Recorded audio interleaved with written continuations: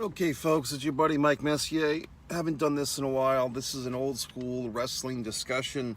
I want to talk about three lies of old school pro wrestling. Now, these three lies also involve tag teams and tag team championships, and really to the point, championships that people think certain tag teams held, but they didn't hold.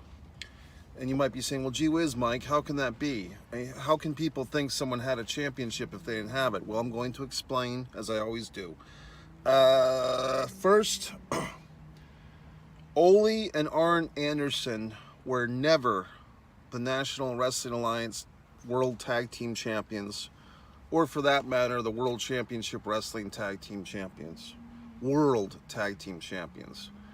They were tag team champions, but the title they held was simply the national tag team title.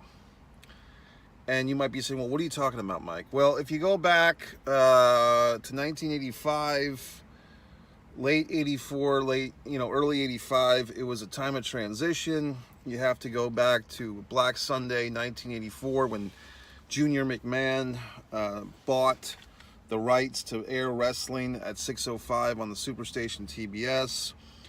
The company that McMahon was really, putting out of TBS was Georgia Championship Wrestling, which was now known at that point as World Championship Wrestling, and Ole Anderson was one of the owners and one of the bookers, along with the Briscoes and Jack and Jerry. I believe what happened was Vince made some type of deal with Jack and Jerry. There was a power play.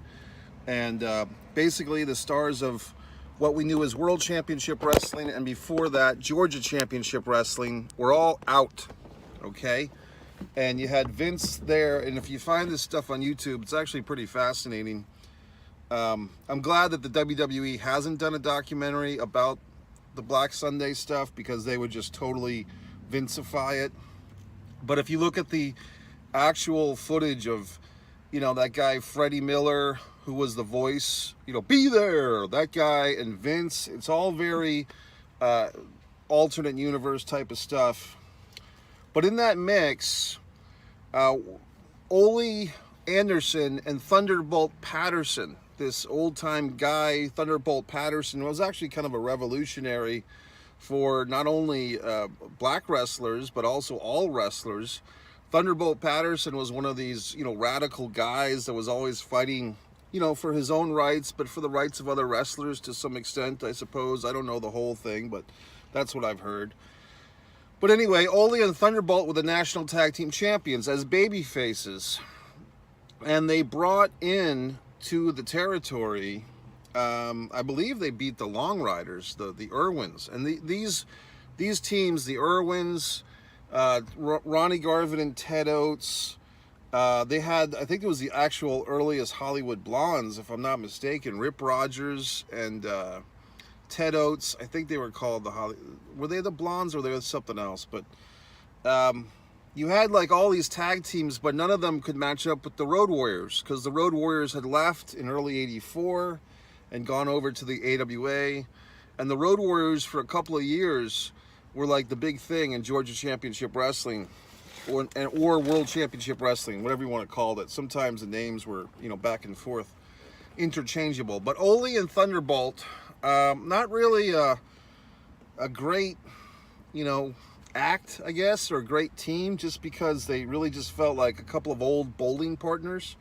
But then they bring in this kid, Arn Anderson, the former Marty Lund. Arn Anderson comes in.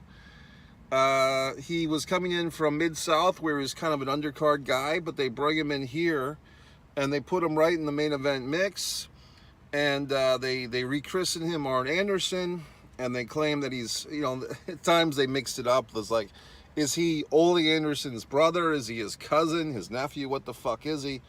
But Arn Anderson and Ole really did look like a team. Arn was probably 15 or 20 years younger than Ole, but they had the same kind of facial, beard and mustache. They looked like they could be relatives. They wrestled in a very similar way, same type of body. And they looked great as a team. So what they did basically was, in order to get Ole away from Thunderbolt, and you can find this stuff on YouTube, they did a thing where Arn Anderson comes in. He's thrown into this kind of top feud with the Raging Bull Manny Fernandez, who was kind of on loan from the Mid-Atlantic territory, which was Jim Crockett. Like I said, Jim Crockett Jr. was he was taking over the NWA. It's a long story, but basically they have Raging Bull in there on loan from Mid-Atlantic. He's feuding with Arn Anderson, who's a heel. And then somehow or another, Ole Anderson feels the need to step up and protect Arn Anderson because it's his family.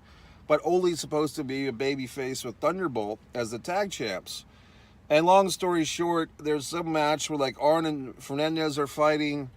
Ole kind of jumps in to lend a hand to Arn. Thunderbolt Patterson takes exception to that because this was the time when it was, good guys on the left, bad guys on the right.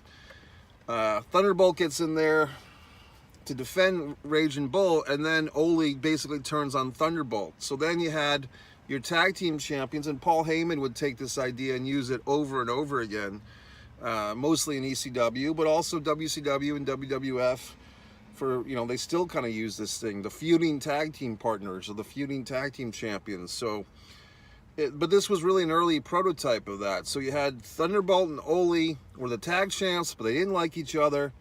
And there's this really good promo you can find where Ole Anderson lays the whole thing out to Thunderbolt Patterson on that old TBS set, and it's really a great interview. And if you like stuff like crotchety old Bret Hart, hating the world, like Bret Hart buries the universe, and if you like these old wrestlers that get all pissed off, this Ole Anderson promo is great. And this was a couple of years before the Four Horsemen. So in any event, Ole and Arn fought Raging Bull and Thunderbolt, and the winner take all for the tag team titles. So you have one tag team champion on each side. They each have a new partner. Thunderbolt's got his babyface partner, Manny Fernandez, and Ole's got his heel partner, Arn Anderson, and lo and behold, the Andersons win. So they win the national tag team title, which I think maybe, another generation earlier had been meshed or merged with something called the Georgia tag team title. So the national tag team champions, for me, in my, generation type of thing, the Road Warriors really put this title on the map. I mean, the Road Warriors were the national tag team champions, and they're on TBS, and they're fighting, Brett and Buzz Sawyer, and they're fighting King Kong Bundy and the Masked Superstar, and Ronnie Garvin, and all these guys. And they really put this national tag team title on a whole new level. So now Ole and Arn have these titles a couple of years later, and, they kind of put those guys in the whole mix. This is 84 going into 85. And I believe they had those belts, right when the Four Horsemen were starting.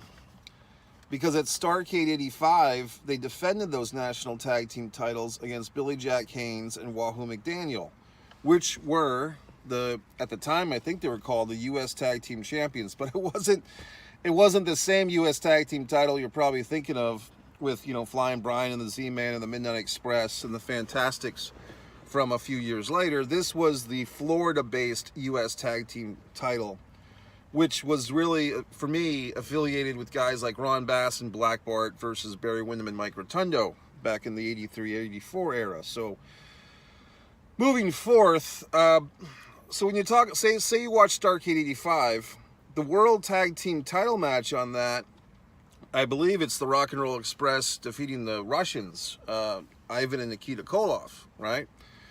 But you have this other tag team title match, which is Ole and Arn Anderson defending the national tag team titles successfully against the U.S. Tag Team Champions, Billy Jack Haynes and Wahoo McDaniel. And I think you can even blame, the wrestlers like Ric Flair, and I don't know about Arn. He may not have made this mistake, but a lot of pundits have.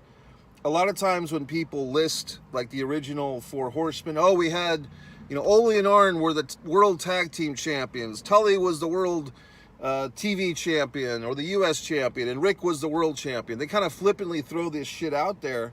But in fact, Ole and Arn Anderson never had the world tag team title. they had their chances, and most significantly, they had their chance a year later at Starrcade 86 when they fought the Rock and Roll Express, once again in a cage match. And once again, the Rock and Roll Express win their Starrcade cage match. The year before, they beat the Russians to win the titles, and then I think they lost them in the interim. In the meantime, I believe to the Midnight Express, the Condrey Lane version, and by the time Starrcade 86 came around, they defended them against our buddies, Ole and Arn Anderson, and at that time, the U.S. Tag Team title from Florida was now kind of wiped out, and Crockett, I think, by then was about to buy Florida or already had, but you had this U.S. Tag Team Championship that was now in JCP, Jim Crockett Promotions. I could be wrong. They could have still had that Florida U.S. Tag Team title drifted around for a while before Crockett took it over eventually by 87 or by mid-87. So now we've got Ole and Arn are not the U.S. Tag Team Champions. That, I believe, at Starrcade 86, that would have been...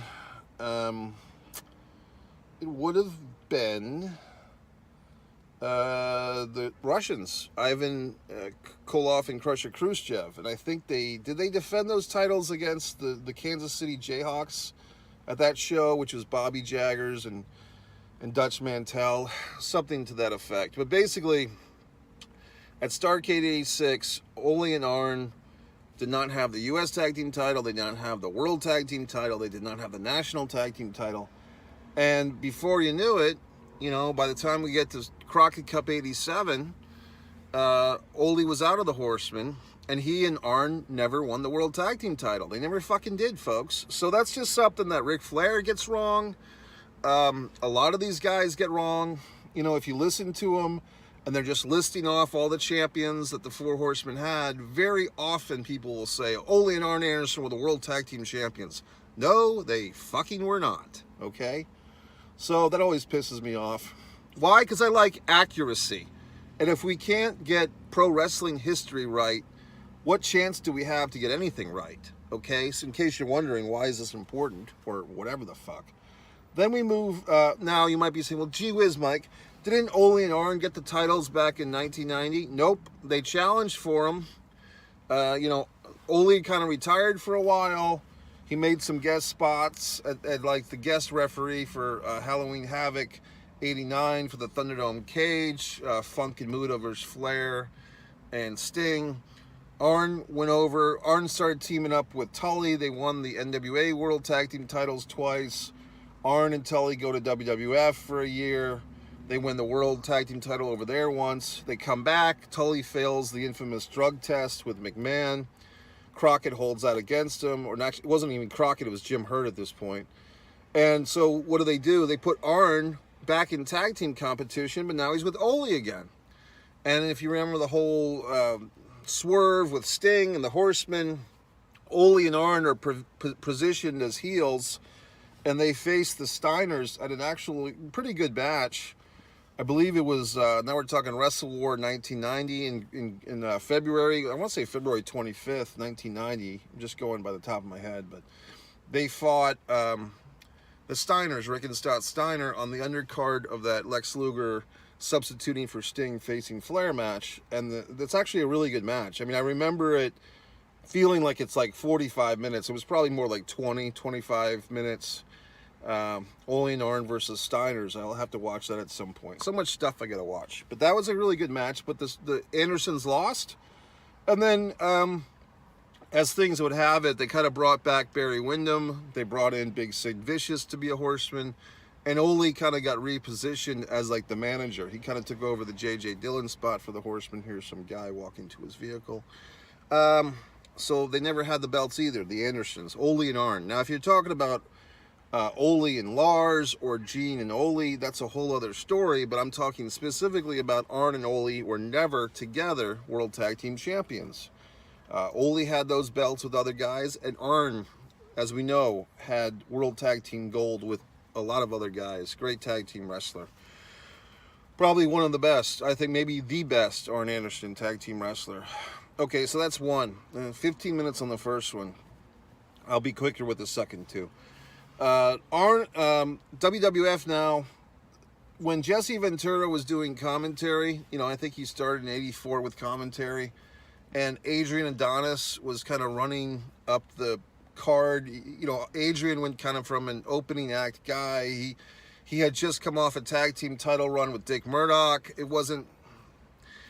They didn't do a lot with Murdoch and Adonis as tag team champions. They were on TV a lot. I guess they did some stuff on TNT with Chief Jay Strongbow, but Adonis got repackaged, I want to say in late '85, early '86, as adorable Adrian Adonis. I guess it was early '86 because he was there at WrestleMania 2 in that against Uncle Elmer, and it was a new thing. But basically doing... Before there was Goldust, there was adorable Adrian Adonis, and it was just a different time. Homosexual people were really not treated properly, as they just weren't. So the Adonis character was not some type of empowerment character. It was not some type of... It was really just to ridicule, Adonis as being gay, and he was having crushes on Paul Orndorff. I mean, some of this stuff is pretty funny because Adonis made it funny. But if you look at it with 2023 perspective, it's pretty bad. It's basically endorsing, gay bashing, whatever you want to call it. I mean, it would be interesting if they had adorable Adrian Adonis be a good guy, for instance. But we're talking about the era where AIDS was a thing. It still is, but it was even bigger back then. Eddie Murphy, if you watch, I think it's Raw, the concert video. He's talking about AIDS and stuff.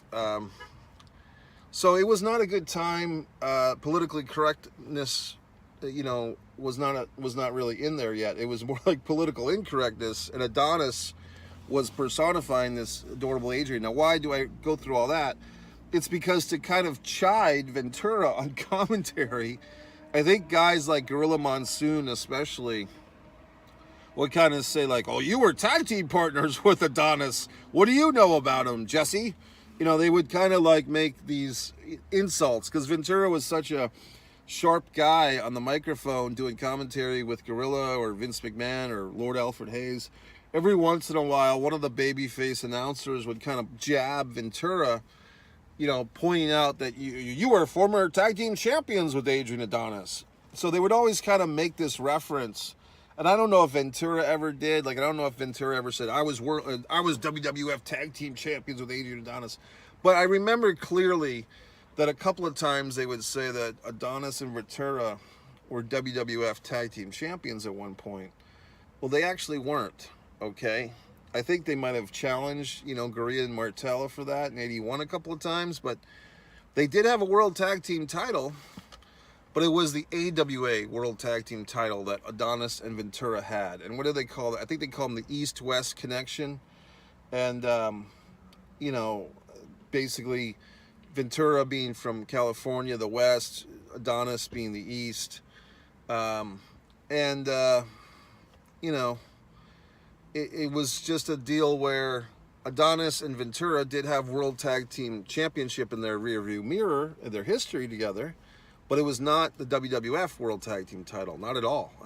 As far as I know, they might have challenged, like I said, Gurria and Martell a few times. They never won it, but yet somehow, in order just to chide Ventura about his former teaming with Adonis, or maybe to give some credence to Ventura or to Adonis.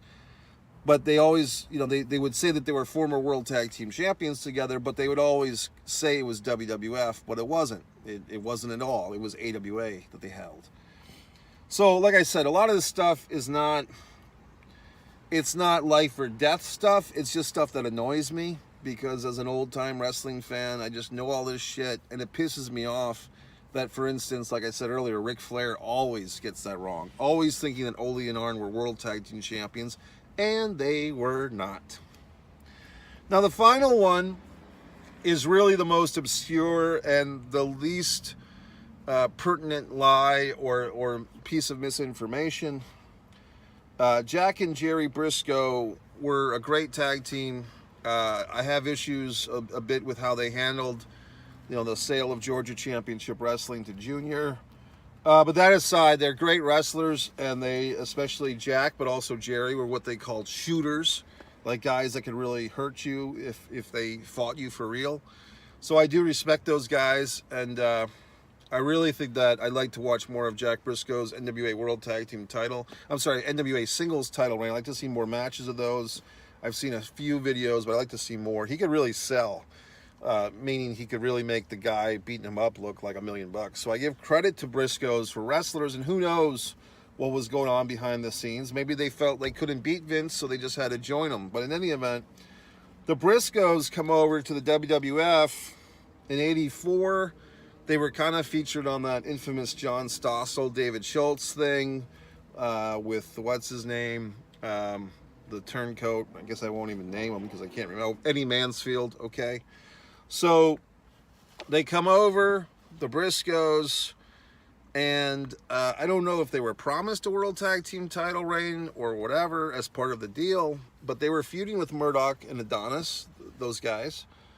But they never won the belts from them, and they never did. The Briscoes never won the belts, and then Jack kind of just up and retired, and then they kind of put Jerry behind the scenes where, he remained for many, many years with WWF. But this lie kind of somehow developed. The Briscoes, I think, were 2 or 3 time NWA World Tag Team Champions, had a great, great match where they lost the belts for the final time at Starrcade '83. But that whole feud with the Briscoes, it was kind of a 3-team feud. Like, it started with Sergeant Slaughter and Don Kernoodle, the late, great Don Kernoodle, who I've done a tribute video to on this channel. They were feuding with Steamboat and Youngblood. They had that whole match in Greensboro that people still talk about. Oh, the fucking traffic was backed up for 20 miles on I-95, blah, blah, blah, So they had that whole guy, or 85, or whatever the fuck it was. But they had that whole thing. But what they did, which is kind of curious, they had those 2 teams feuding, but then they also had the Briscoes that were babyface. And the Briscoes were kind of like, hey, we'd like to face the winner of this feud, or these matches between Slaughter and Kernoodle against Steamboat and Youngblood. And what they kind of did was they kind of brought up the Briscoes up as they were kind of fading out Slaughter and Kernoodle, and they did it very well. I've watched some of the YouTube stuff on this and really played it off, I think, masterfully. Old school wrestling. You have 1 hour a week for your stuff, and they had to play these things out over a number of weeks. And the subtlety of the Briscoes turning on Steamboat and Youngblood and becoming the #1 heel team once that Slaughter and Kernoodle were done, I thought it was very well done. So any old-time Mid-Atlantic fans, my buddy John Hitchcock from Parts Unknown comic book store in Greensboro, he could probably tell you more about this. I did an interview with him on this channel. But yes, Briscoes. They had the NWA World Tag Team title. I don't know if they had any regional tag team title. They probably did. But then they go over to the WWF in '84. They never beat Murdoch and Adonis. Wyndham and Rotundo come in. They beat Murdoch and Adonis. Wyndham and Rotundo go on to WrestleMania to lose to Sheik and Volkov. And, by then the Briscoes were done. But yet in the folklore of WWF, especially when they're talking about Jerry Briscoe, they always, I can remember in the Attitude Era, they'd say that a lot. Oh, Gerald Briscoe, former World Tag Team Champion, former WWF World Tag Team Champion with his brother Jack. No, they never had the WWF World Tag Team title. They had the NWA World Tag Team title. So you see, with these 3 stories, okay, those are my official notes. These are all cases where there was a tag team, they had a championship, but in order to kind of promote the team that they were in the company that they were working with currently at the time, they would kind of reappropriate their tag team championship lineage to the new company or the new name. So, or in the Andersons' case, Ole and Arn Anderson, to blow them up, to make them seem more important and the Four Horsemen more legitimate. So these are just things that, look, this is not curing cancer. This is not curing the aforementioned AIDS. I just get upset about these things, you know, and when people misspell words on the internet like there and THEI and apostrophe RE, when people get things wrong, it offends me, okay?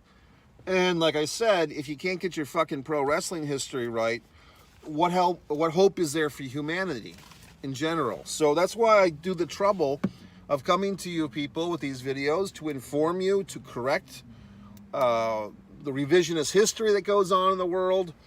I'm sure there's a lot more cases. I mean, you can look at things, I mean, on a much deeper level. There's many YouTube videos about there was all these presidents before George Washington. Oh my God, what are you talking about? Well, if you look into it, it wasn't that the United States was fully independent from Britain yet, but there was always a top person in charge. And the interesting thing is, there's some evidence that some of these gentlemen, they were all men, that were the presidents before George Washington were actually of darker skin tone, black, okay? So it's pretty interesting. And then you talk about Obama, and they say, well, he's the first African-American president, but wasn't his father from Kenya? Is Kenya part of Africa? I don't know. I mean, I'm not the fucking king of geography, but there's all these things you can go down these rabbit holes with. I find it interesting. I find facts, and basically facts are supposed to be facts, but they get manipulated and they get warped to push an agenda or to promote something. It's up for people like myself and you, intelligent people, to do the research, take the time, and make videos like this to clarify things. Now, I'm not, obviously, you know, if Jack and Jerry Briscoe had the WWF Tag Team title in 1984, is not as significant to some of these bigger picture items. But if you're talking about something like George Bush, what does he do? He invades Iraq and Afghanistan because he says that they're, you know, harboring Osama bin Laden. Well, was that the case? If not, why did all these American men die in battle? Okay, so yes, I've just taken us from a fucking here to here in the importance level of things, but I find it important to discuss things like this. And like I said, if we can't get our pro wrestling history straight, what hope do we have for the rest of the fucking everything? That's, you know, so there you go, folks. So I hope you've enjoyed this history fucking lesson. This is One Pro Wrestling and Sports Fan on YouTube. I also have my own One Mike Messier is my film review channel. And, well, it's not just film reviews, it's life lessons, it's all types of fun things on One Mike Messier. And then the third part of this 3-channel routine is One Man and a Camera Films, which is my original short films, Messier Mantra TV show, and so forth. What you're on right now is One Pro Wrestling and Sports Fan. It's kind of the archives of everything I used to do and subscribe to Mike Messier YouTube channel. And I'm moving forth. This is going to be where all you get your pro wrestling rants, your MMA discussions. I'm watching a lot more MMA these days.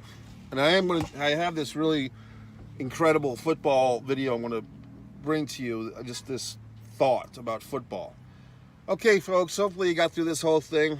For the old school pro wrestling fan, and even for the younger fan, I hope I've intellectualized you. I hope I've generated some ferocity for history for you today. I hope I've helped you in some way. You can buy my books. They're on Amazon. You can, you know, go to the Foreign Object eBay store. You can do whatever you want. You know, it's freedom, okay?